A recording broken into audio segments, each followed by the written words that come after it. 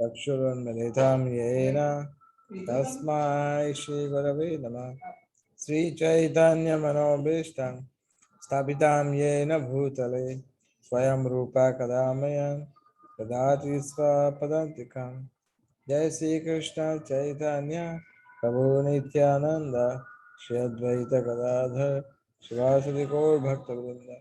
हरे कृष्णा कृष्णा कृष्णा हरे हरे, हरे राम राम राम हरे हरे। पिछली बार हमने चर्चा किया था क्रोध वेगम को लेकर के, इसमें क्रोध एक ऐसी वस्तु है जो हर एक व्यक्ति का एक स्वाभाविक लक्षण है। जैसे किसी को भूख लगती है, किसी को नींद आती है, उसी तरह से किसी को क्रोध आता है। ये स्वाभाविक लक्षण है हर एक मनुष्य का, इसको कोई रोक नहीं सकता। बहुत ही कम लोग ऐसे होते हैं जो क्रोध से मुक्त होते हैं, बहुत कम लोग। अर्थात जो भक्ति मार्ग में जुड़े हैं और जो शुद्ध भक्ति के स्तर पर पहुंच रहे हैं, वो क्रोध से मुक्त हो सकते हैं। पिछली बार हमने आपसे उदाहरण के रूप में बताया था किस तरह से प्रभुपाद जी को किसी ने परीक्षा किया था क्रोध दिलाने का, और प्रभुपाद जी बिल्कुल क्रोधित नहीं हुए। और ऐसे कई उदाहरण है। नामाचार्य हरिदास ठाकुर, उनको भी किसी ने अपमान कर दिया था पूरी सभा के बीच में, लेकिन हरिदास ठाकुर बिल्कुल क्रोधित नहीं हुए। तो वैष्णव सिद्धांत हमें ये सिखाता है कि जब कभी भी खुद का अपमान हो या अपनी इच्छा पूरी ना हो, उस समय तो कभी भी क्रोध नहीं करना चाहिए। हमारी परीक्षा है कि जब हमारा अपमान हो या फिर हमारी इच्छा पूरी ना हो, ये उस समय पर क्रोध करना वर्जित है, या उस समय पर क्रोध करना ये हमारी दुर्बलता है। तो फिर अगर कोई कहेगा कि क्रोध आता है तो क्या करे, तो क्रोध का पात्र केवल वही व्यक्ति है जिसने किसी वैष्णव या किसी शास्त्र या किसी भक्त का अपमान किया है या उनका निंदा किया है। ऐसे व्यक्ति क्रोध के पात्र है। जैसे अर्जुन क्रोध कर रहे थे पांडवों के पक्ष की ओर से, कौरवों के प्रति, खास करके दुर्योधन आदि जो लोग थे, क्योंकि उन लोगों ने अधर्म का पक्ष लिया था और उन लोगों ने भक्तों को, खास करके पांडवों को, अत्यंत दुख पहुंचाया था, और वो लोग भगवान की बात को नहीं मान रहे थे, इसलिए उन पर क्रोध किया। हनुमान जी ने क्रोध किया था रावण आदि सब लोगों पर, किंतु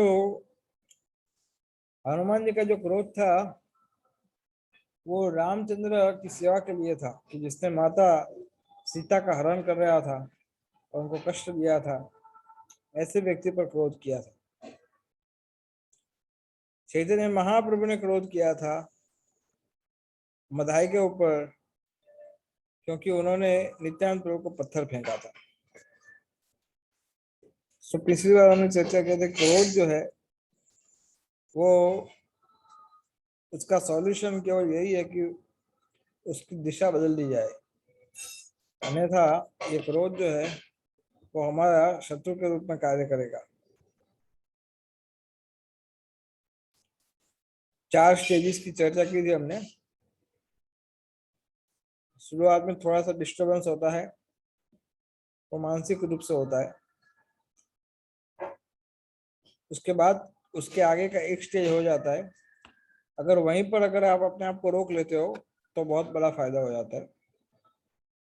अगर उस अपने आप को नहीं रोक पाए तो फिर आप विचारों में चले जाओगे, इस व्यक्ति ने मेरे साथ ऐसा किया, इस व्यक्ति ने मेरे साथ ऐसा किया, इस व्यक्ति ने मेरे साथ ऐसा किया। इस व्यक्ति के विचारों में वो अपने आप को समझता क्या है, उसको खुद को नहीं पता कि वो कितना कमजोर व्यक्ति है, वो मेरी बुराइयां कर रहा है, उसका खुद का क्यों नहीं देखता। और एक बार किसी ये भक्त ने भी मुझे बोला था कि उसका ये समस्या है, वो भक्त ने भी बोला था मुझे इसकी ये समस्या। इस प्रकार के विचारों में चला जाता है और फिर उसके प्रति क्रोध जो है वो तीव्र होता जाता है। तो ये स्टेज है, सेकंड स्टेज, वो उचित नहीं है। लेकिन फिर भी अगर आप अपने जीवा पर ताला मार के रखोगे तो आपकी रक्षा हो सकती है। लेकिन अगर जब आपने जीवा खोल दी तो सब कुछ बिखरना शुरू होता है। फिर आपका जो तपस्या, आपका पुण्य, सब कुछ धीरे धीरे धीरे नष्ट होना शुरू होता है, क्योंकि आप क्रोध का प्रदर्शन करते हो। और उसके बाद फिर उससे भी आगे का एक स्टेज होता है जिसमें शीत युद्ध शुरू होता है। द्वेष, उस व्यक्ति को मैं जीवन में कभी नहीं देखना चाहता, ये व्यक्ति के साथ मैं बात भी नहीं करूंगा। ये ऊपर से और भी ज्यादा भयानक है। अगर आपने थर्ड स्टेज में अगर आपने कुछ गुस्सा गुस्सा हुआ, एक दूसरे के साथ झगड़ा वगड़ा हो गया, लेकिन झगड़े का अंत अच्छा आ जाता है, आप एक दूसरे को क्षमा करके निकल गए बाहर, वैष्णव प्रणाम करके, तो वो अच्छा है। लेकिन ये क्रोध जो है वो अगर रहता है तो वो आपकी भक्ति को, आपके पुण्य को, आपकी पवित्रता को, सबको नष्ट कर देता है, धीरे धीरे धीरे सब कुछ खत्म कर देता है। जैसे इतिहास में बहुत सारे ऐसे उदाहरण है जिसमें ऋषि मुनियों को जानबूझ करके क्रोध दिलाया जाता था, क्योंकि जैसे ही ऋषि मुनि कोई क्रोध करेंगे तो उनका तपोबल नष्ट होने लगता था। बड़े बड़े ऋषि अगर क्रोध करते थे तो तपोबल नष्ट होता था। इसलिए अगर जब तपोबल नष्ट होता है तो उनकी शक्ति कमजोर हो सकती है, फिर उनको हटाना आसान हो जाता है। तो इसलिए क्रोध जो है उससे हमें उसको हटाना है कैसे भी करके। और एक चर्चा हमने किया था कि भक्ति के मार्ग में कृष्ण के प्रति प्रेम को विकसित करने के लिए हृदय का नरम होना, सॉफ्ट होना बहुत आवश्यक है। क्योंकि कठोर भूमि में कुछ भी अगर आप उपजाओ, कुछ कुछ कुछ उगाना चाहते हो तो कुछ उगेगा नहीं, क्योंकि वो भूमि कठोर है। उस तरह से जब तक हमारा हृदय कठोर है तब तक कृष्ण भक्ति हम अनुकूल नहीं कर सकते।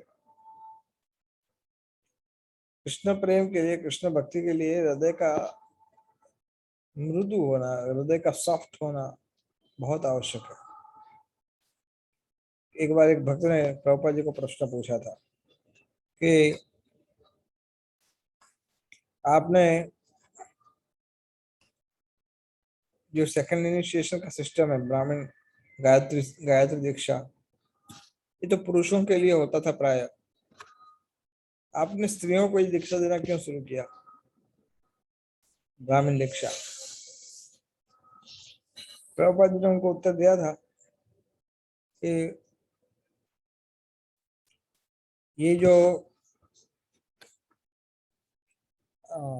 गायत्री मंत्र है वो आपके हृदय को सॉफ्ट बनाता है, आपके हृदय को वो मुलायम करता है। कृष्ण भक्ति के लिए अनुकूल बनाता है और कठोर हृदय को विनम्र बनाता है। फिर प्रभुपाद ने कहा कि आज कलयुग का वातावरण ऐसा है कि आज चाहे पुरुष हो या स्त्री, हर एक व्यक्ति अहंकार से ग्रस्त है। हर एक व्यक्ति का हृदय अत्यंत कठोर है और इसलिए चाहे वो पुरुष हो या स्त्री हो, सबके लिए आवश्यक है कि वो अपने हृदय को विनम्र बनाए। जनरली जब तक हृदय सॉफ्ट नहीं होता, तब तक चाहे वो पुरुष हो, स्त्री हो, बच्चे हो, बूढ़े हो, कोई भी हो, उन लोग का हृदय परिवर्तन नहीं होता। और अन्य जीवों के प्रति दया करना, ये भक्तों का लक्षण होता है। अगर आप चाहो कि कृष्ण भक्ति में आप बड़ी तेजी से आगे बढ़ना चाहते हो, तो अपने हृदय में दया की भावना का विकास करो। सभी जीवों के प्रति दया, जीव मात्र के प्रति दया।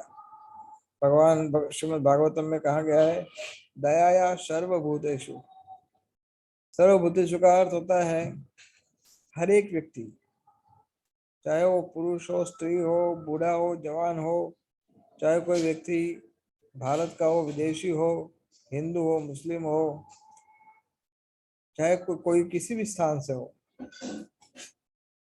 हर एक जीव पर दया करना। और जीव मात्र का अर्थ होता है चाहे वो पशु हो, पंखी हो, मछली हो, कुछ भी हो, सब पर दया करना। तो ये बात सुनने में बड़ा आसान लगता है, लेकिन इस गुण को विकसित करना ये भक्तों के लिए परम आवश्यक होता है। जनरली हम दया शब्द से ये सोचते हैं कि जो अभक्त है, जो लोग भक्ति में जुड़े नहीं है, उन लोग पर दया करना चाहिए, उन लोग को हेल्प करना चाहिए कि आप कृष्ण भक्ति में जुड़िए, हरे कृष्ण मंत्र का जप कीजिए, भगवद गीता को पढ़िए, इसको मंदिर बनाइए। यस, ये है दया, ये भी दया ही है और ये दया अवश्य है। लेकिन साथ साथ में भक्तों को ये भी सोचना चाहिए कि चाहे कोई भक्त माला का जप कर रहा है और सेवा में गलती कर रहा है, या फिर वो अभी पूर्ण रूप से परिपक्व नहीं हुआ इसलिए उसके आचरण में त्रुटियां हैं, या फिर उसकी सोच जो है उसको ठीक करने की आवश्यकता है, तो ऐसी कई सारी चीजें होती है भक्तों के व्यवहारों में। उस समय हमें दया की भावना रखनी चाहिए। तो भक्त आपसे ये उम्मीद रखता है कि आप उनकी गलतियों को क्षमा कर दोगे, तो इसलिए उनको दया प्रस्तुत करना ये भी एक भक्त का कर्तव्य है कि सभी प्रकार से दया करना। और इतना ही नहीं,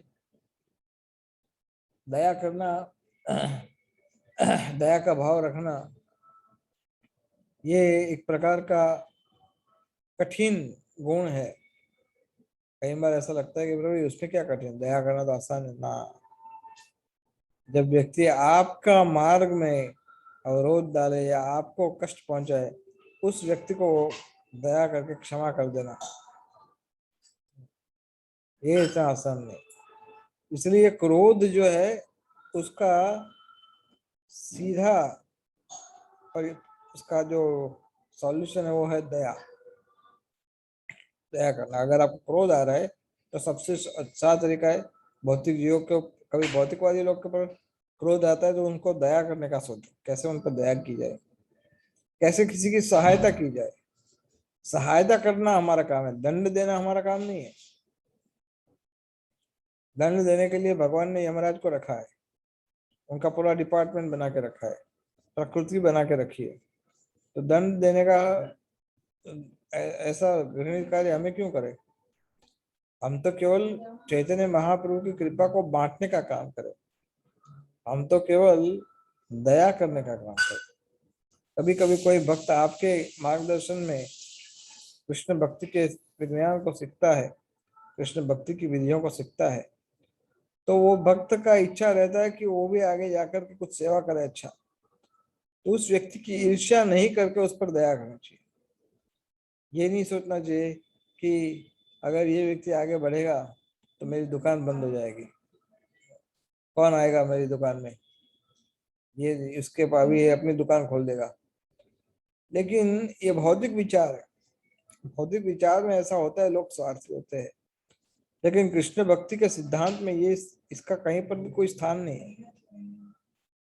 अगर कोई ऐसा व्यक्ति कोई ऐसा कार्य करता भी है, फिर भी आपका नुकसान नहीं कर पाएगा। वो संस्था को लाभ ही करेगा, वो प्रचार ही करेगा।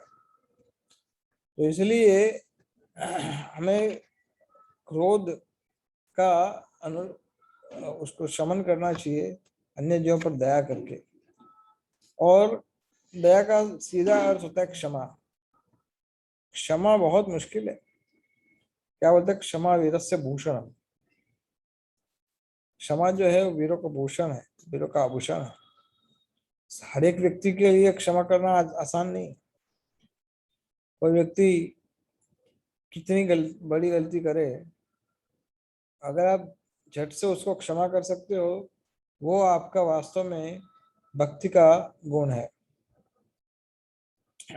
अगर कोई व्यक्ति चाहे कितना भी दुराचारी हो, चाहे कितना भी गलत कार्य करने वाला हो, लेकिन अगर वो भगवान की सेवा में जुड़ना चाहता है तो उसको तुरंत क्षमा कर देना चाहिए।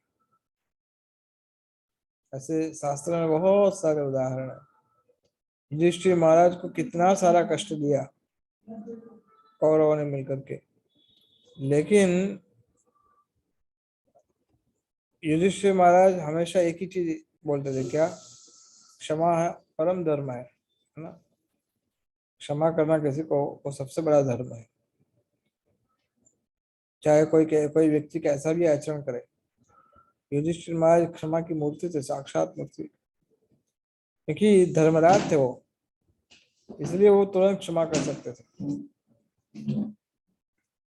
तो यही चीज हमें सीखना है। अगर प्रभुपाद जी का आचरण प्रभुपाद जी के जीवन में देखोगे, प्रभुपाद जी के विषय में कहा जाता है हिंदी में कृष्ण कृपा मूर्ति।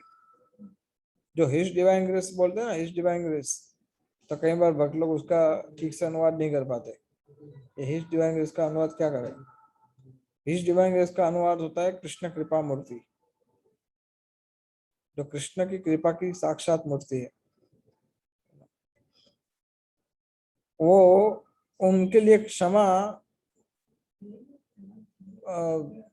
अत्यंत आसान है। प्रभुपाद जी क्षमा बोलने से पहले ही क्षमा कर देते थे।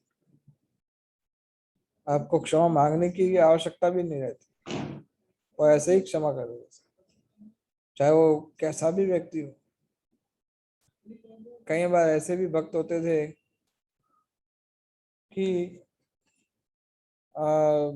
जो प्रभुपाद जी को त्याग करके चले जाते थे, और त्याग करने के बाद फिर वापिस आते थे, तो फिर प्रभुपाद से क्षमा मांगते थे।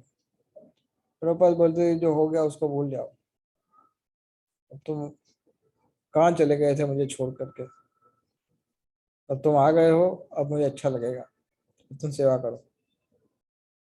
तो उस भक्त को ऐसा लगता था कि मैंने इतना बड़ा गलती किया, फिर भी प्रभुपाद जी ने मुझे डांटा भी नहीं। प्रभुपाद जी इतना दया करता है ऐसे। उन्होंने ऐसा सोचा क्या बोलेंगे प्रभुपाद जी, क्या डांटेंगे मुझे, कैसा व्यवहार करेंगे मेरे साथ। अक्सर कई बार भक्तों को भी ऐसा लगता है, कभी कभी वो माया से आकर्षित होते हैं, तो प्राय ऐसे वातावरण में कभी होता है कि वो कृष्ण भक्ति में जुड़ना नहीं चाहते वापस। और जब हम उनको पूछते हैं कि क्या कारण है कि आप क्यों नहीं, एक सेकंड ना।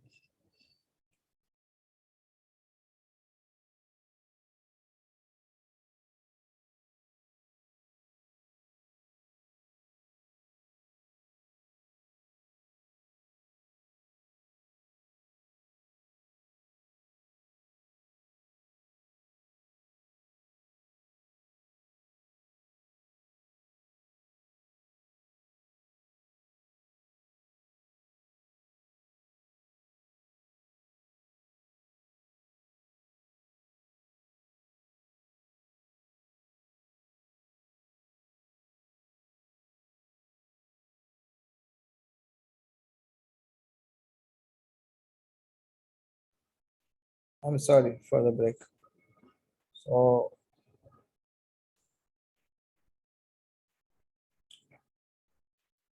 I was saying, yeah, some devotees, they वो लोग परेशान होते हैं ये सोच करके कि क्यों, कैसे हम जाए। लोग पूछेंगे कहाँ चले गए थे तुम, माला का जप करते हैं। हमारे कुछ भक्त भी अपरिपक्व होते हैं। वो जैसे कोई व्यक्ति कुछ दिनों के लिए गायब हो जाता है कृष्ण भक्ति से, और अगर वो वापिस आता है तो उस पर टूट पड़ते हैं, कहाँ चले गया था, क्यों नहीं कर रहा था भक्ति, ऐसा है वैसा है। और तो वो इतना शर्मिंदा हो जाता है, इतना घबरा जाता है कि क्या आंसर दूंगा। बोले जब जितनी बार जाऊंगा सब लोग मुझे पूछेंगे, इससे अच्छा कि मुझे जाना ही नहीं है कृष्ण भक्ति में। तो मैं हमेशा भक्तों को कहता हूँ, अगर कभी भी कोई भक्त अगर कहीं पर गायब हो गया हो, अगर वो वापिस कृष्ण भक्ति में आना चाहते हैं, उनसे कभी भी ऐसा व्यवहार मत करो कि वो शर्मिंदा हो। किसी को किसी को एम्बेरेसिंग सिचुएशन में डालना, ये दया का भाव नहीं है, ये कठोरता है। भक्त किसी को एम्बेरेसिंग सिचुएशन फील नहीं करने देते। वो बहुत भक्त बहुत समझदारी से काम लेते हैं। वो सोच लेते हैं कि अगर मैं ऐसा व्यवहार करूंगा तो वो शर्मिंदा होगा। अगर मैं उसके साथ ऐसे प्रश्न पूछूंगा तो उसको उसके उत्तर देने में उसको कष्ट होगा, उसको दुख होगा। तो इस प्रकार के प्रश्न भी वो नहीं पूछते। आप समझे, ये सारा भरा है क्षमा की भावना से, दया की भावना से। ये जो गुण है ये तभी संभव हो सकता है जब आपके हृदय में दया हो, क्षमा हो। तो इसलिए भक्तों को चाहिए कि क्षमा की भावना को विकसित करे, कि हर एक भक्त आपके परिवार का सदस्य है। ये कृष्ण भक्ति, कृष्ण भावना में तो एक पूरा परिवार है, और परिवार के सभी सदस्य आपके अपने लोग हैं। अगर कभी किसी व्यक्ति से कोई त्रुटि होती है या कोई व्यक्ति आपसे अच्छा व्यवहार नहीं करता है, तो इसके लिए आपको इतना नाराज होने की आवश्यकता नहीं है। क्योंकि विचारों में अलगता अलग अलग हो सकते हैं, लेकिन किसी के हृदय में आपके प्रति शत्रुता का भाव नहीं है। और उसी तरह से हमें भी किसी के प्रति शत्रुता का भाव नहीं रखना है।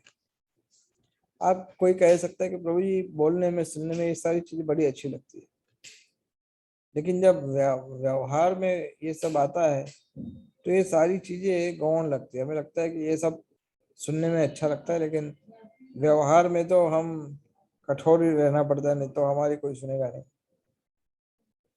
लेकिन जब आप इसको व्यवहार में लाओगे तभी आप कृष्ण भक्ति की मधुरता को समझ पाओगे। कृष्ण भक्ति कितना मीठा है, भक्तों का हृदय कितना कोमल है, आप तभी समझ पाओगे जब आप इस गुणों को अपने व्यवहार में लाना शुरू करोगे। तो व्यवहार में लाना इतना आसान नहीं है कि बोलने से होता है, इसका अभ्यास करना पड़ता है। जब गलती करोगे आप, तो आप सोचोगे कि मुझे ये प्रकार का व्यवहार आगे से नहीं करना है। अगर हम ऐसा सोचते रहेंगे बार बार कि मैंने ऐसा उसके साथ व्यवहार किया, ये ठीक नहीं था, गलती मेरी नहीं थी, गलती शायद उसकी ही थी, लेकिन व्यवहार मेरा था वो गलत था, इससे अच्छा व्यवहार हो सकता था। हाँ। तो खास करके आपका द्वेष करने वाले लोग जो है, उनके प्रति घृणा का जन्म नहीं लेना चाहिए। कई बार कुछ सोचते हैं, मैं इसके प्रति घृणा करता हूँ, इसको मैं देखना भी नहीं चाहता। ये सारे व्यवहार जो है वो कृष्ण भावना में उसके अनुकूल नहीं है। भक्त के लिए एक भी व्यक्ति, एक भी जीव घृणा के पात्र नहीं। एक भी जीव घृणा, उसके हृदय में घृणा किसी के प्रति है ही नहीं। उसके भक्त के हृदय में घृणा है। आपको जानना अच्छा लगेगा कि वो किसके घृणा करता है। वो घृणा करता है, लेकिन वो घृणा करता है इंद्रिय भोग की। वो घृणा करता है भगवान को भूलने की, वो घृणा करता है उन विचारों की, उन आदतों की जिससे कृष्ण भक्ति में उनको नुकसान होता है। तो इस तरह से घृणा करना चाहिए, लेकिन किसी व्यक्ति की नहीं, लेकिन जो जो निम्न कोटि का विचार है, जो जो गंदगी है, उसकी घृणा करो।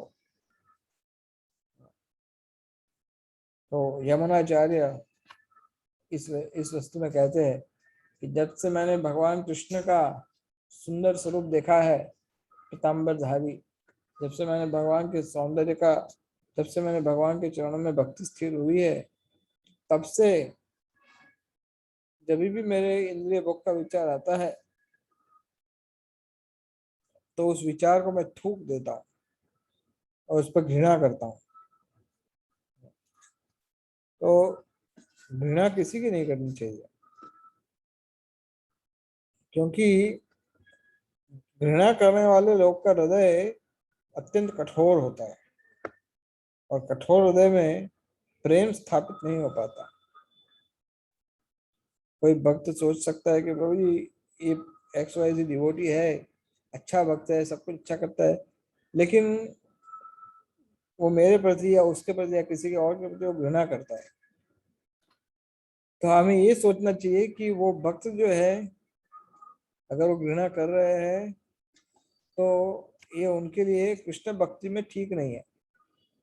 या अगर हम किसी का और घृणा कर रहे हैं, तो मैं सबका आदर करता हूँ, लेकिन मेरे पास 3-4 नाम ऐसे हैं जिनको मैं सपने में भी उनका आदर नहीं दे सकता, तो इस चीज को हमें सुधारना पड़ेगा, ये नहीं चलेगा। क्योंकि घृणा जो है किसी के प्रति करना, ये हमारे सिद्धांत के अनुकूल नहीं है। वैष्णव सिद्धांत हमें ये नहीं सिखाता, क्योंकि वो आपको भगवान के प्रेम में बाधक बन जाएगा। कृष्ण को प्रेम करने का अर्थ होता है सारे संसार को प्रेम करना। कृष्ण सभी का मूल है। आप किसी एक व्यक्ति से घृणा करोगे और कृष्ण को प्रेम करने का प्रयास करोगे तो वो संभव नहीं है। तो इसलिए कृष्ण को प्रेम करने का, अगर हम तो रोज सुबह सुबह मंगला आरती में बोलते हैं ना कि जो जो भक्त अपने आप को वैष्णव कहलाता है, उनको ये 10 नाम अपराधों से बचना चाहिए, जिससे उनको जीवन की परम सिद्धि प्राप्त होगी, जो है कृष्ण प्रेम। सब लोग बोलते हैं रोज सुबह कृष्ण प्रेम कृष्ण प्रेम, लेकिन क्या कृष्ण प्रेम ऐसे थोड़ी बाजार में मिलता है कि तुरंत मिल जाएगा।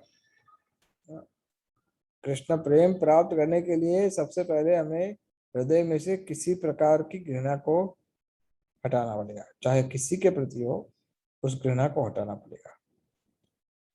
तब जाके आप किसी को प्रेम, भगवान को प्रेम तभी कर सकते हो।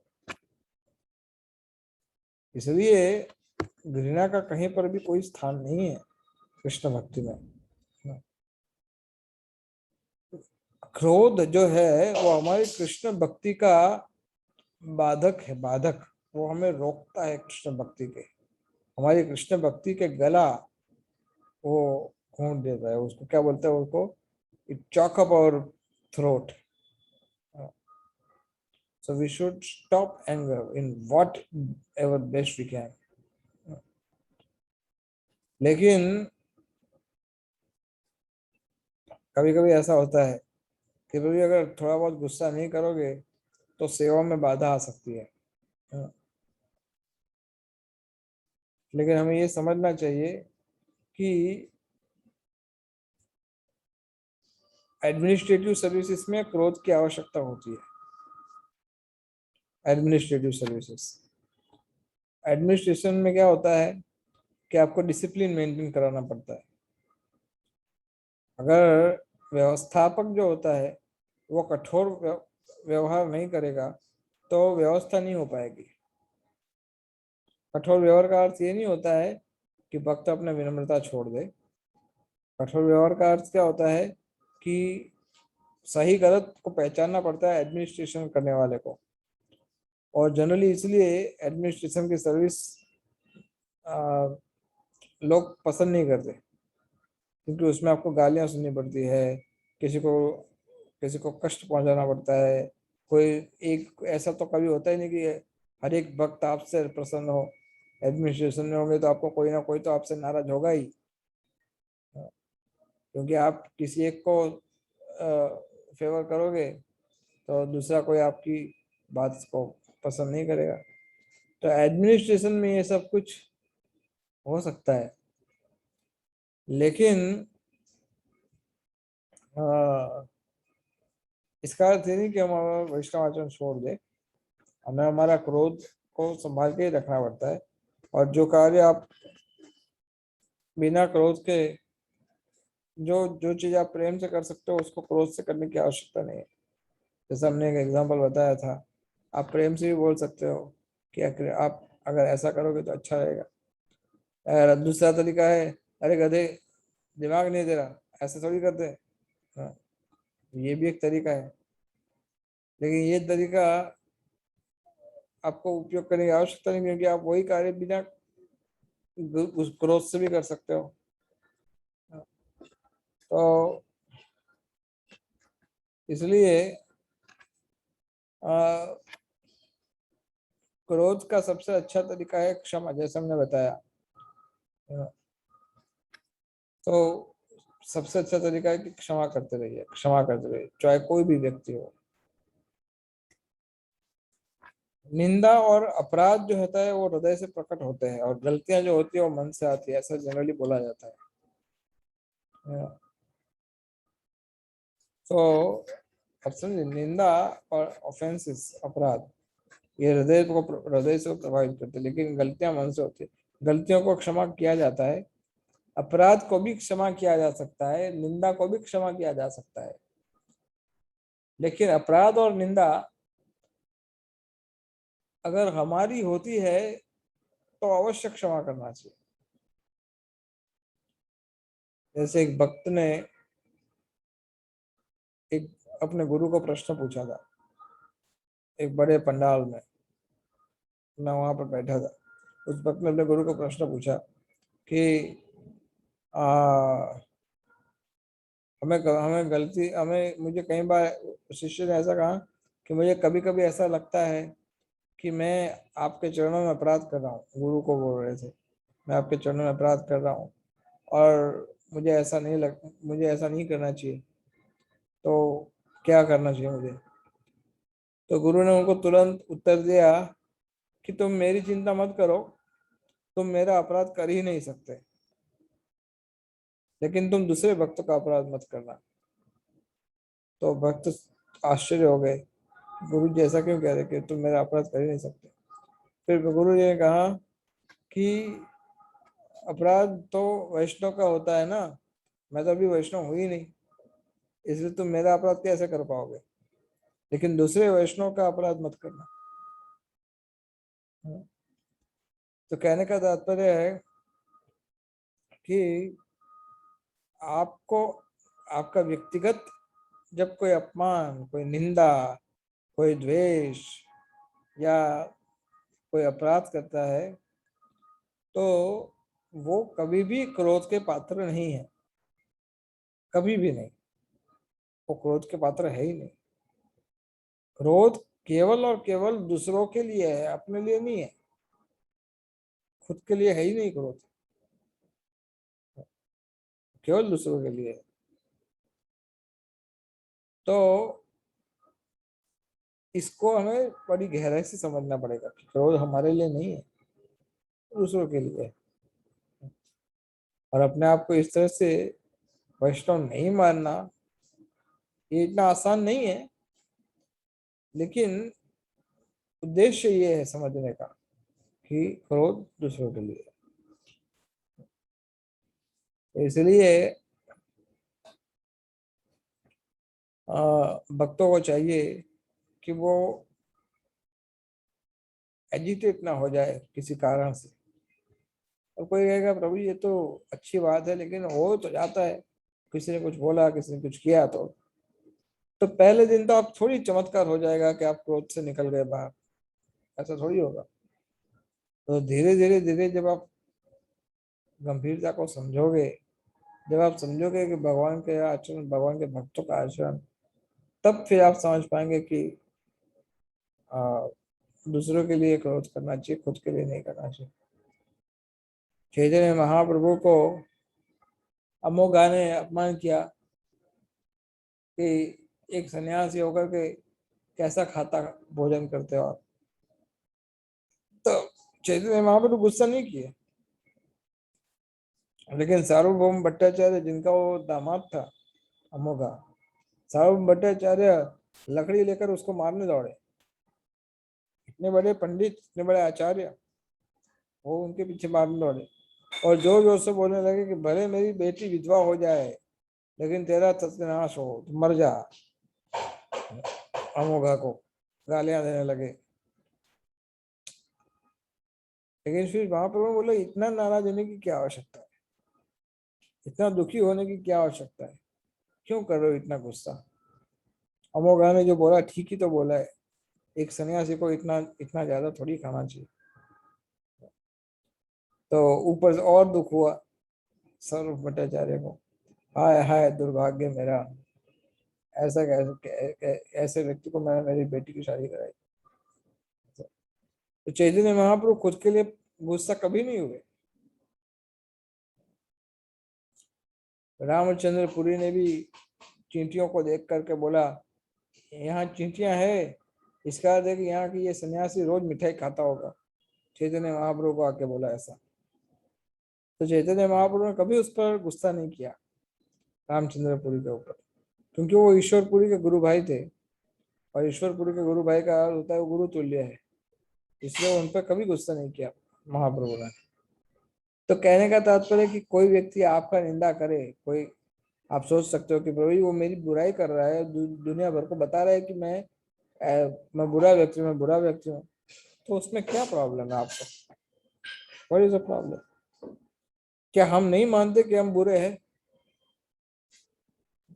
वो तो आपको हेल्प करा रहा है, आपको रियलाइज करा रहा है कि आप ये नहीं सोचना कि आप बहुत महान हो गए हो, ये नहीं सोचना, आपको सहायता कर रहा है। लेकिन बात वो गलत गलत चीज आरोप डाल रहा है।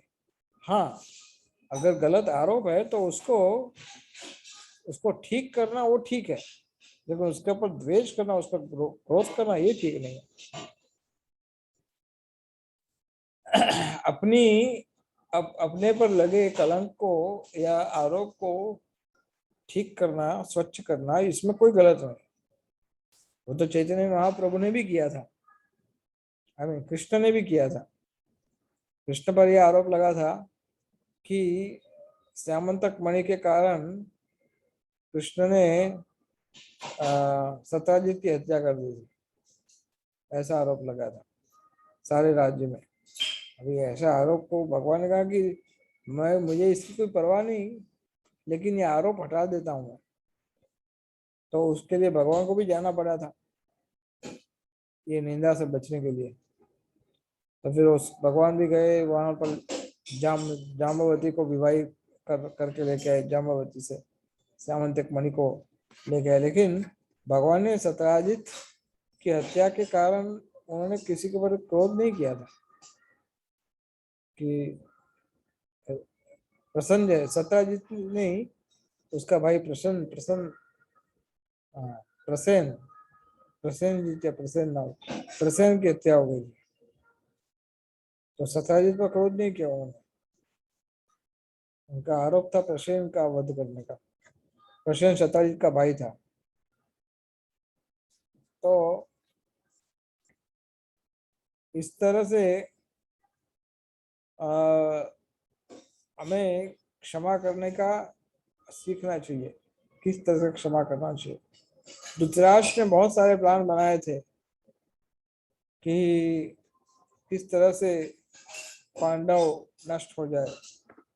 धृतराष्ट्र को सब पता था कि ये लाक्षागृह बना गया है, और जो जो चीज दुर्योधन ने की थी, धृतराष्ट्र ये सब कुछ जानता था कि उसका बेटा पांडवों को खत्म करने का प्लान बना रहा है। तो उसने अपने बेटे को कभी टोकना भी ठीक नहीं समझा। कि दुर्योधन तुम्हें पांडवों के साथ ऐसा व्यवहार नहीं करना चाहिए, ऐसा भी नहीं। वो राजा थे, कुछ बोल नहीं रहे थे, लेकिन अंदर से वो प्रसन्न हो रहे थे। हाँ, जो भी किया अच्छा किया, ठीक किया, ऐसा ही करना चाहिए। यहाँ तक कि युद्ध खत्म हो गया, सारे कौरव नष्ट हो गए, लेकिन फिर भी धृतराष्ट्र जो था वो क्रोध से भरा हुआ था, और फिर भी युधिष्ठिर के टुकड़ों पर खा रहा। ऐसा श्रीमद् भागवतम में पूरा वर्णन आता है कि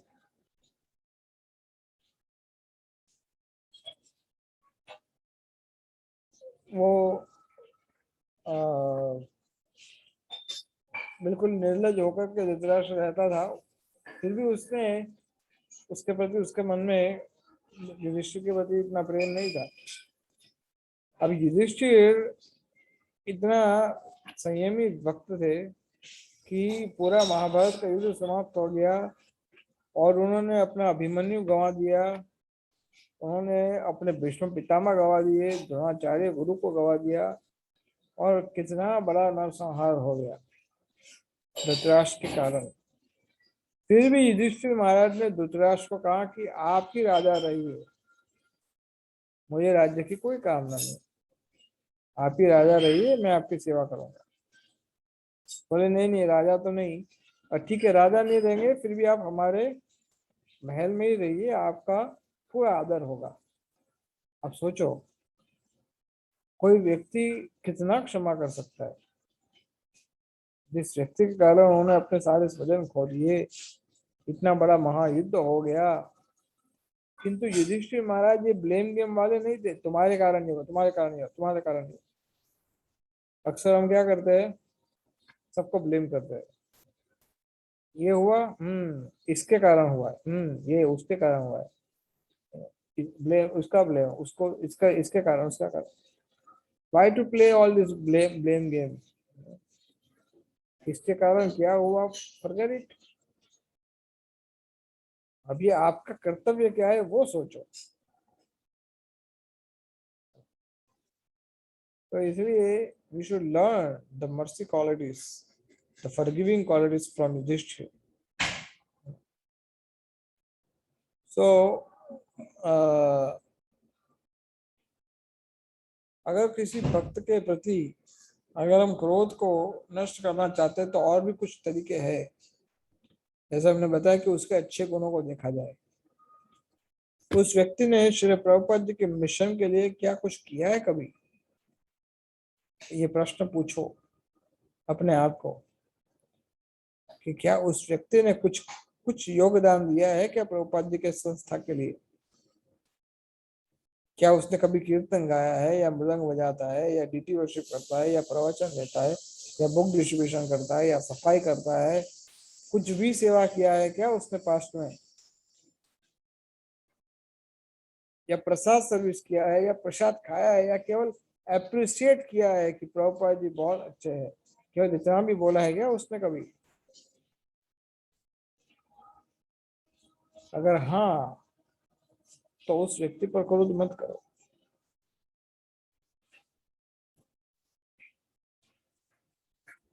हाँ, अगर आप करोगे, लेकिन ऐसा व्यक्ति अपराध करेगा, दूसरों का निंदा करेगा, हाँ यस, दूसरों की निंदा करने के लिए क्रोध करने का आपको अधिकार है, लेकिन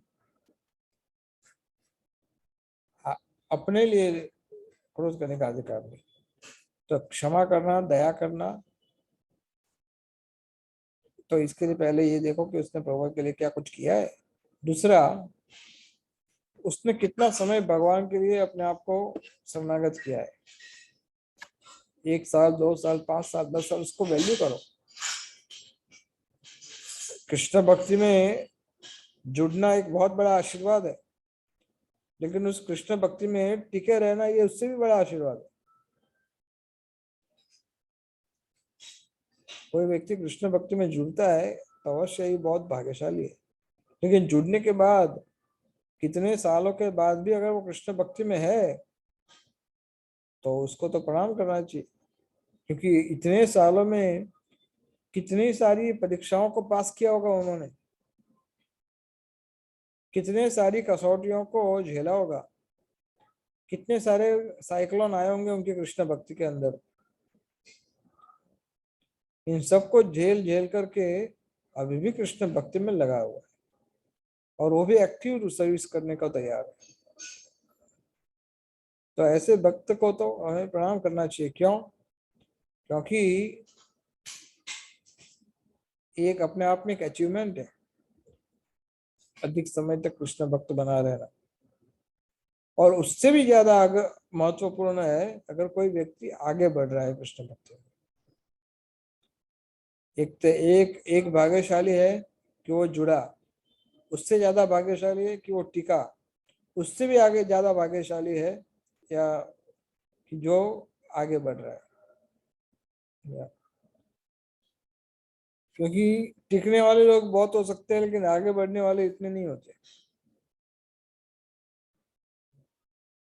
16 माला जप करना, 4 नियम का पालन करना, प्रभुपाद जी के ग्रंथों को कभी खोल कर पढ़ लिया और थोड़ा बहुत सेवा कर लिया, इतना करने वाले लोग तो बहुत हो सकते हैं। और ये अच्छा भी है, ये गलत नहीं है, और इससे प्रगति होगा भी।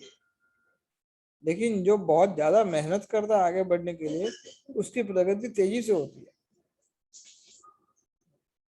तो आगे बढ़ने वाले भक्त और भी ज्यादा भाग्यशाली है।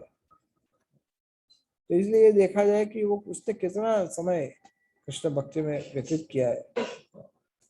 फिर उसके बाद आप ये सोचो उस व्यक्ति के लिए कि उस भक्त ने पास्ट में कभी मेरी कोई सहायता की थी। ये सोचो, उस भक्त ने कभी मेरे लिए कुछ कुछ सहायता की थी।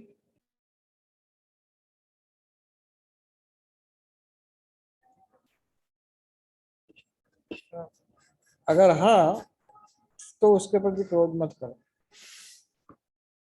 उस व्यक्ति ने क्या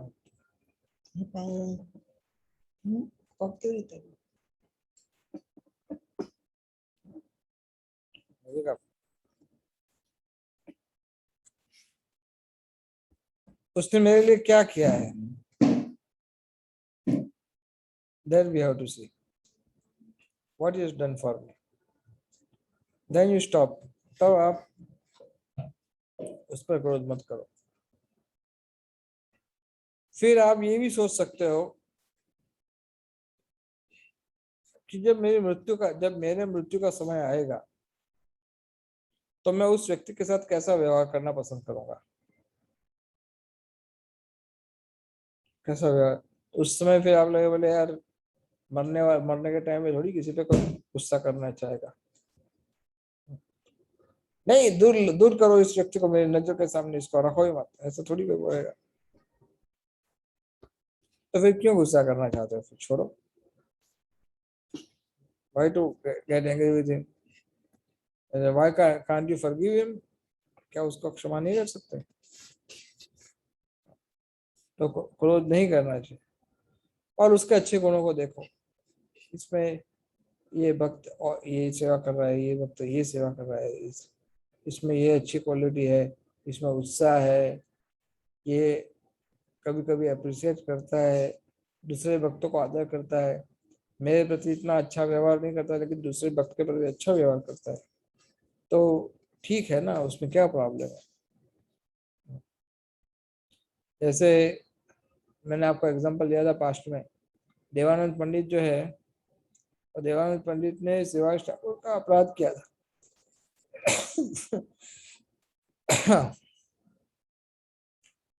शिवाज ठाकुर का अपराध किया था, महाप्रभु बहुत गुस्सा हो गए थे उस पर। देवानंद पंडित श्रीमद् भागवत का कथा कर रहा था और शिवाज ठाकुर उस कथा में बैठे हुए थे, और कथा भागवत की चर्चा करते करते जैसे कुछ श्लोक आए तो शिवाज ठाकुर, उनकी आंखों में से अश्रुधारा बहने लगी, उनके दिव्य लक्षण प्रकट होने लगे। तो उनके साथ सुनने वाले कुछ और भक्त थे, वो लोग सब अपराधी मानसिकता वाले थे। तो उन लोग को लगा कि ये ढोंग कर रहा है, श्रीवास ठाकुर ढोंग कर रहा है।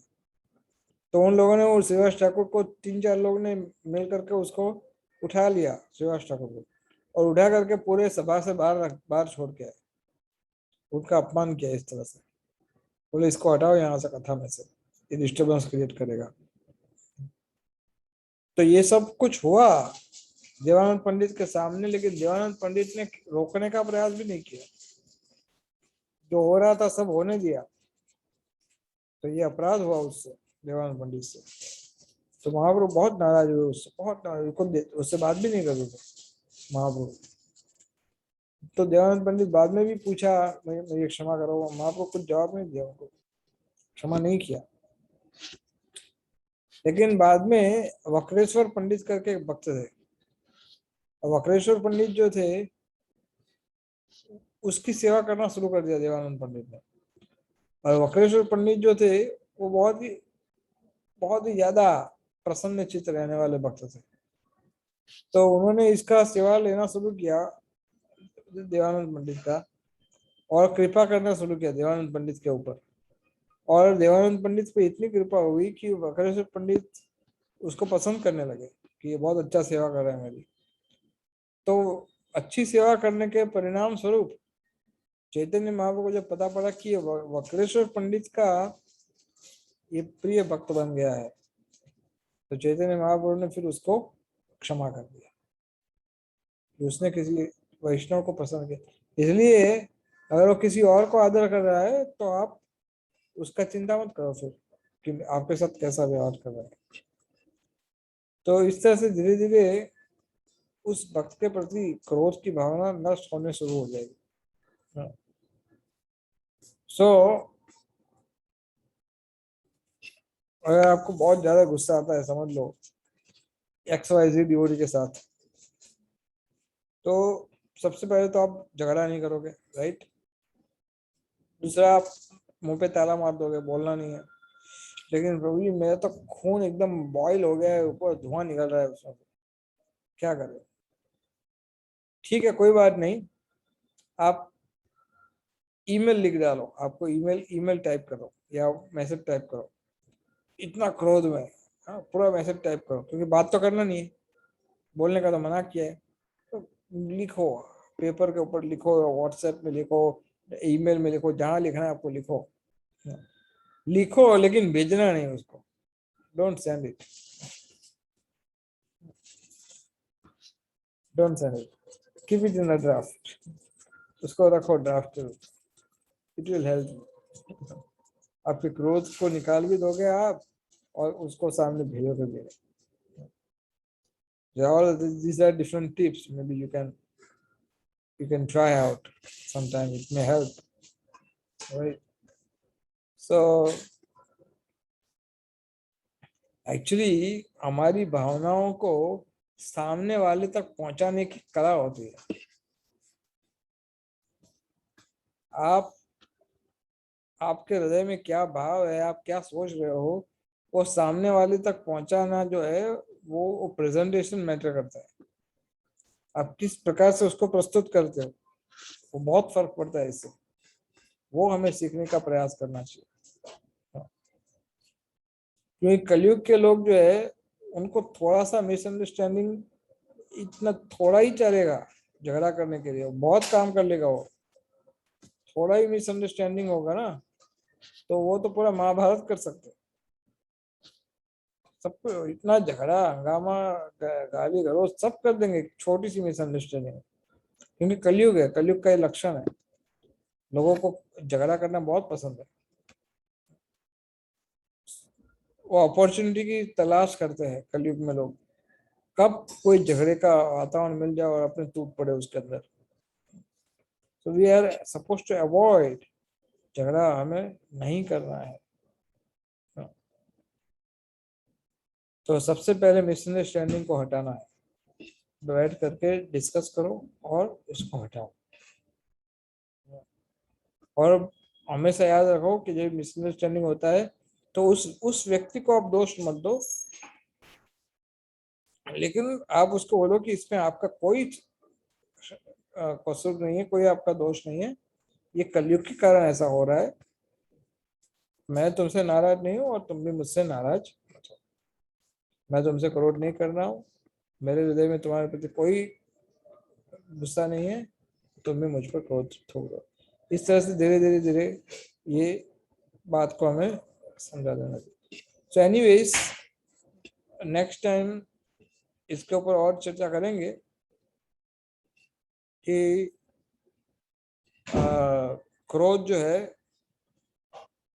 अगर आप क्रोध के वश में आ जाओगे तो क्या होगा, और क्रोध का सही गलत उपयोग कैसे करना, उसके विषय में थोड़ा बहुत चर्चा करेंगे। अगर कोई वरिष्ठ हम पर क्रोध करता है तब क्या करना, क्रोध में हम की कौन सी गलतियां कर बैठते हैं, तो इन सब चीजों की संक्षेप में चर्चा करेंगे। क्रोध का डिटेल में डिस्कशन हो रहा है, लेकिन कहीं ना कहीं अपराधों से जुड़ा हुआ है, और जितना ज्यादा हम क्रोध को हटाएंगे उतना ज्यादा हमारा हृदय विनम्र होना लगेगा।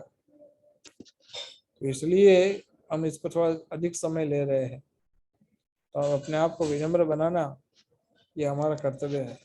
तो स्टॉप हियर, किसी का कोई प्रश्न है तो पूछिए।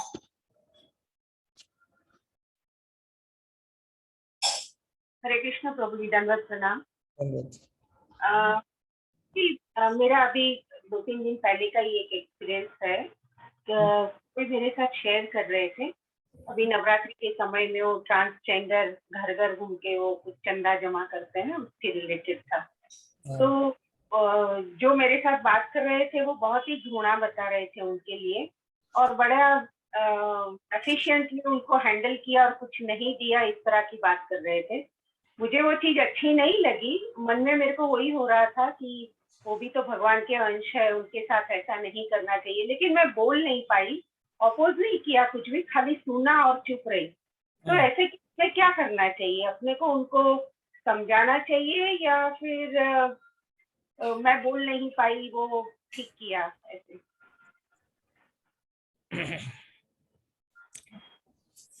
जो व्यक्ति, कौन, पहली बात तो कौन है ऐसा व्यक्ति जो आपको, आपकी बात को सुनने के लिए तैयार है, पहली बात। दूसरी बात, किसी को ठीक करना, किसी को करेक्ट करना, किसी को समझाना, ये तभी संभव हो सकता है जब उस व्यक्ति के हृदय में आपके प्रति श्रद्धा हो, आपके प्रति सहानुभूति हो, प्रेम हो, आपका वो आदर करता हो, तभी ये सब संभव है।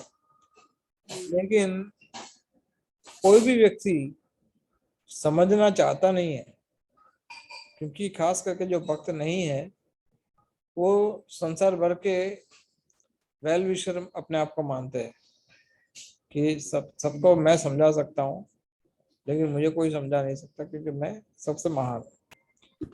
तो ऐसी अवस्थाओं में खास करके जो भक्त नहीं होते, उन लोग के प्रति हमारा व्यवहार सोच समझ के रखना चाहिए। अगर समझ लो उस व्यक्ति ने इस तरह से बुरा व्यवहार किया, तो सबसे पहले आप उसके लिए जिम्मेदार तो नहीं हो, लेकिन आप उस व्यक्ति को ये दिखाना चाहते हैं कि आप उस चीज से प्रसन्न नहीं है, तो व्यक्ति आपसे प्रसन्न नहीं होंगे। तो इसलिए अगर आपकी राय लेना चाहते हैं तो आप उनको बता सकते हैं, लेकिन अगर वो केवल ये बताना चाहते हैं कि देखो मैं कितना महान, मैंने ये कार्य किया है, तो उस व्यक्ति के अहंकार को रोकना, उसको प्रचार करना, ये हमारा काम नहीं है।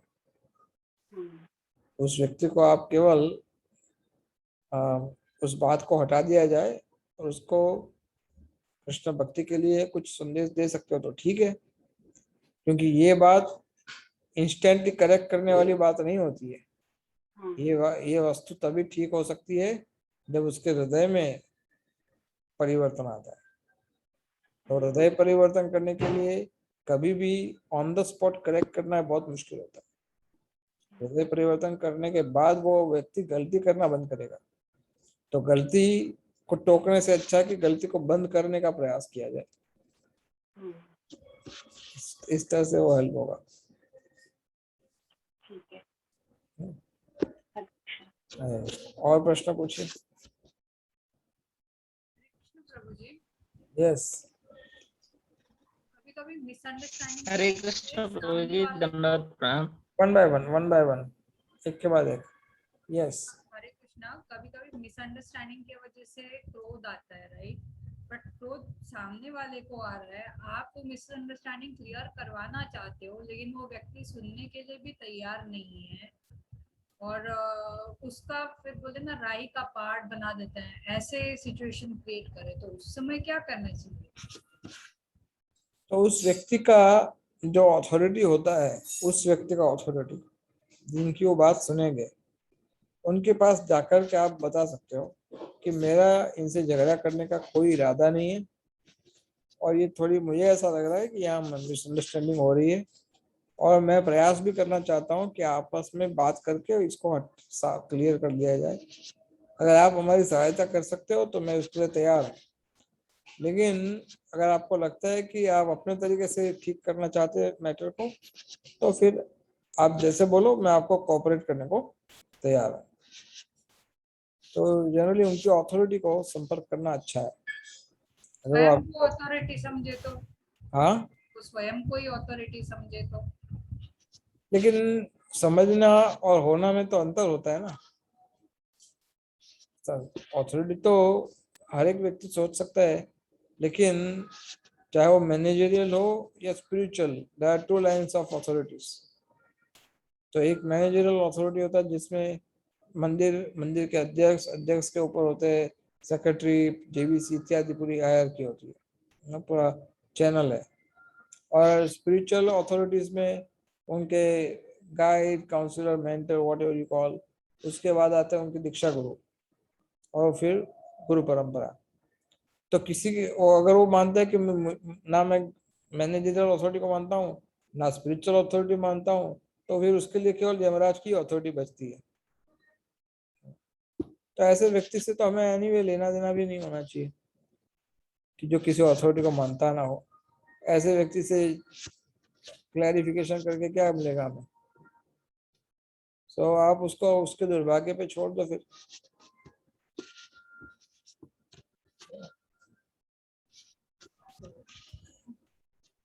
और प्रश्न पूछे।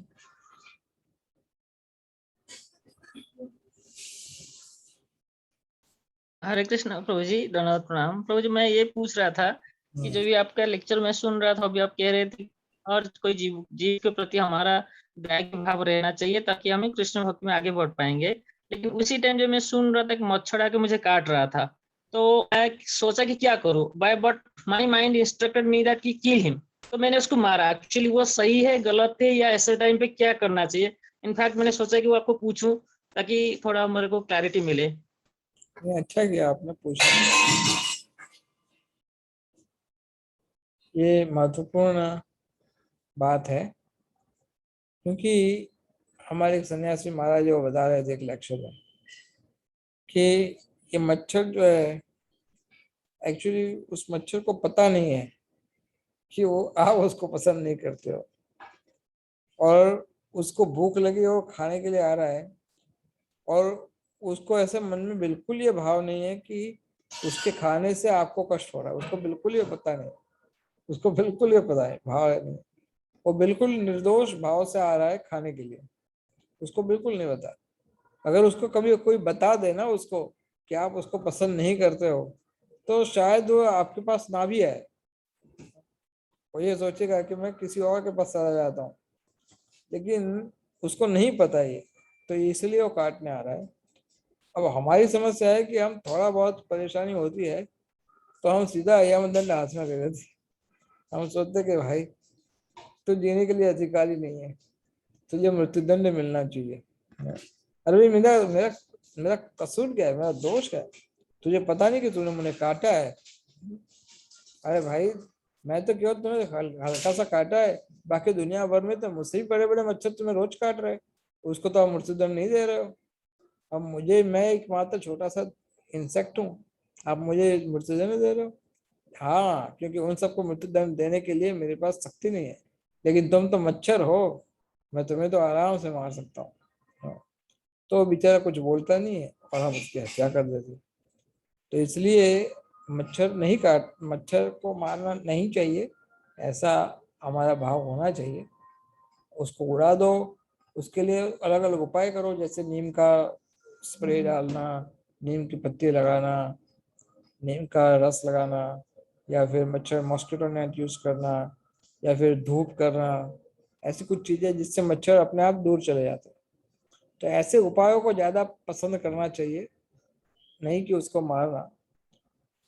लेकिन फिर भी अगर कोई ऐसा बड़ा भयानक मच्छर आता है कि जो आपको रोगी करेगा, जो आपको डेंगू करेगा, ऐसा कुछ करेगा, कुछ भी कर सकता है।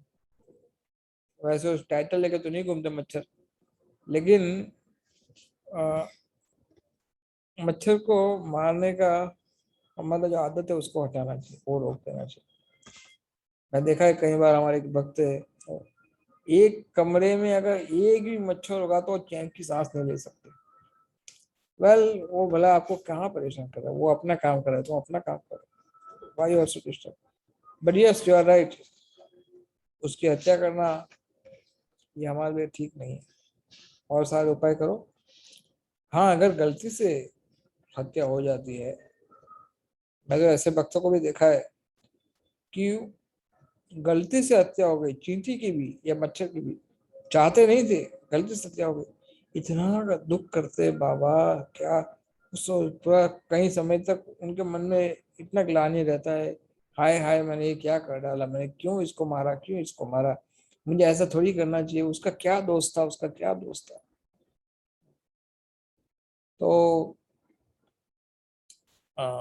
प्रयास करो, ये आदत धीरे धीरे बदल जाएगी कि वो मच्छर, आप वो जीव है, क्या पता पिछले जन्म में वो किसी देश का राजा भी हो सकता है। आज आपके सामने मच्छर बन के आया, तो इसलिए ट्राई टू अवॉइड, उसको हरिनाम सुनाओ, डिफिकल्ट है ना। थैंक यू प्रजी, thank you so right. Much. और एक प्रश्न है, how to manage anger during मतलब इम्बैलेंस लाइक और। ओके, एक प्रश्न ऐसा है कि जब शरीर के कुछ परिवर्तन आते हैं शरीर में, कुछ उम्र में, जैसे 35-40 साल के बाद शरीर के अंदर बदलाव आते हैं, तो उस बदलाव के कारण कभी कुछ लोग चिड़चिड़े बन जाते हैं कुछ समय के लिए, या फिर उनको बहुत शॉर्ट टेम्पर हो जाता है, गुस्सा आ जाता है छोटी छोटी बात में। ऐसी अवस्था में क्या करना चाहिए? अच्छा प्रश्न है, क्योंकि ये फिजिकल प्रॉब्लम है, ये आपके शरीर में हो रहे बदलाव के कारण ये सब हो रहा है। तो क्रोध आता है तो बस यही उपाय करे कि आपके मुंह को मत खोलना, बस बाकी चलेगा सब कुछ। क्रोध आ रहा है ना आपको, तो कोई बात नहीं, मुंह मत खोलना, आपका जीवा जो है ना उसका उपयोग मत करना, सारी समस्या, आधे से ज्यादा समस्या सॉल्व हो जाती है। तो इसलिए, और वो भी हमेशा के लिए नहीं रहेगा, कुछ समय के बाद वो शरीर का बदलाव तो 1 साल 2 साल 3 साल का ही होता है, ज्यादा होता नहीं, फिर वापिस आप ठीक हो जाओगे, तो इसका चिंता मत करो। और दूसरा प्रश्न है,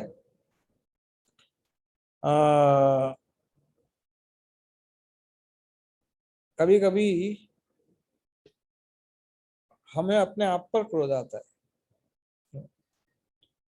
कभी, क्योंकि हम कभी कभी गलती करते हैं, और उसके, या गलती जनरली हम इसलिए करते हैं क्योंकि हम, हमारी अपनी कमजोरी है, या फिर हम अज्ञान, अभी भी हमारे में अज्ञान है और हम गलती करते हैं, तो ऐसी गलती के कारण हमें क्रोध आता है कि हाय मैं ऐसा क्यों किया, ऐसा क्रोध आता है।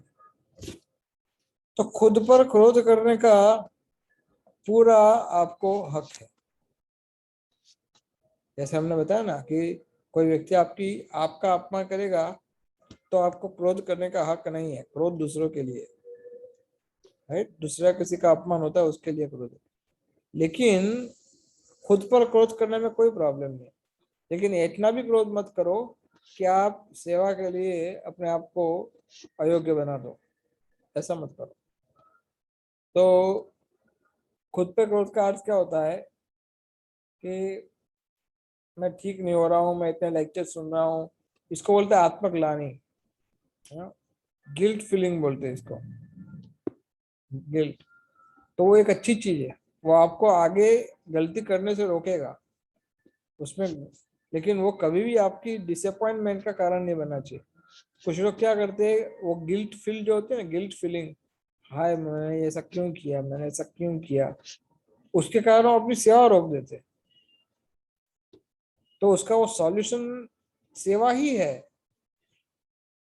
भगवान की सेवा या प्रचार वही उसका सॉल्यूशन, उसको नहीं रोकना कभी। Guilt feeling is always helping to serve better, it is not to stop your services. आपकी सेवा को रोकने का कार्य नहीं करना चाहिए। गलती हुई है तो ये सोचो कि इसका उपाय क्या होना चाहिए। मुझे भक्तों की संग बढ़ानी पड़ेगी, प्रभुपाद के ग्रंथों को पढ़ना बढ़ाना पड़ेगा, मुझे चैंटिंग अच्छे से करने का प्रयास करना पड़ेगा, क्या है इसका उपाय, ये सोचो, तो फिर आप गलतियों को ठीक कर पाओगे। लेकिन खुद पर क्रोध करने से भक्ति को नष्ट नहीं करना। ऐसा कोई विचार आता है आत्मग्लानी के नाम पे, तो किसी भक्त के पास चले जाओ, उनको बोलो कि मुझ पे अपने आप पे बड़ा गुस्सा आ रहा है कि मैंने ऐसा क्यों किया। कोई बात नहीं, वो भक्त आपको जो बताते हैं उसके आधार पे कार्य करो, और जो हो चुका है उसके लिए इतना रोना कोई आवश्यकता नहीं। आगे क्या करना है, अभी क्या करना है, उस पर ज्यादा सोचना चाहिए। ठीक है ना, और प्रश्न पूछिए। हरे कृष्णा। बस प्रभु, जैसे भगवान बताते हैं कामात क्रोध अभिजायते, तो जैसे अगर जैसे इच्छाओं की पूर्ति नहीं होती है तो वो क्रोध में परिवर्तित होता है। और दूसरा मतलब तो बेसिकली क्वेश्चन ये है कि ये फ्रस्ट्रेशन जो होता है, right, how is it related with क्रोध? कि जैसे जैसे आपने बताया क्षमा क्षमा करने से हम क्रोध को धीरे धीरे कंट्रोल कर सकते हैं। तो इज इट लाइक कि अगर हम क्षमा नहीं करते हैं और क्रोध भी नहीं कर पाते हैं, क्योंकि हमें पता है, सिद्धांत पता है हमें कि क्रोध नहीं करना है, तो आई मीन काम मतलब इच्छा की पूर्ति भी नहीं हो रही है, राइट, और क्रोध को हम निकाल भी नहीं पा रहे हैं किसी व्यक्ति पे, वस्तु पे, अपने आप पे, किसी भी तरह, and then does it lead to frustration or how is it likely? Well, किसी को आप क्षमा नहीं कर सकते और उस पर क्रोध भी नहीं कर सकते, आई मीन, तो वो व्यक्ति फ्रस्ट्रेट इसलिए हो रहा है क्योंकि वो अपने आप को कंट्रोलर मान रहा है। कंट्रोलर का अर्थ क्या होता है कि जो नियामक है। उस भक्त को यह सोचना चाहिए कि XYZ डिवोटी जिस पर मैं क्रोध करना चाहता हूं, उस व्यक्ति को इम्प्रूव करने का जिम्मेदारी किसी और एक व्यक्ति का है, मेरा नहीं है, या अल्टीमेटली भगवान का है, मेरा नहीं है। तो मैं उसको ठीक करने के लिए कुछ नहीं कर सकता। दूसरा, उस पर क्रोध नहीं कर सकता क्योंकि ये सिद्धांत के विरुद्ध है। तीसरा, उस व्यक्ति को मैं क्षमा नहीं कर सकता क्योंकि उसने बहुत बड़ी गलती की है, इसलिए मैं उसको क्षमा नहीं कर सकता। लेकिन अगेन, अगर उस व्यक्ति को भगवान ने, गुरु शिष्य परंपरा ने, आध्यात्मिक गुरु ने, सब ने उसको क्षमा किया है, तो हम इन सबसे तो बड़े नहीं है। तो इसका अर्थ है कि हमें अपने आप को क्षमा करने के योग्य बनाना है कि हम उसको क्षमा कर सकें। लेकिन उसने किसी XYZ डिवोटी है, उसको कष्ट पहुंचाया, अब ये हमारे हृदय से कैसे जा सकता है? अगर ये विचार आता है मन में, तो आपको ये सोचना है कि वो XYZ डिवोटी क्या चाहता है आपसे। क्या वो चाहते हैं कि आप उसको क्षमा कर दो? तो फिर आपको क्षमा करना पड़ेगा। क्या उस XYZ डिवोटी ने उसको क्षमा कर दिया है? अगर हाँ, तो फिर हमें करना है। हाँ, क्षमा करना एक बात है और उसका संग लेना दूसरी बात है।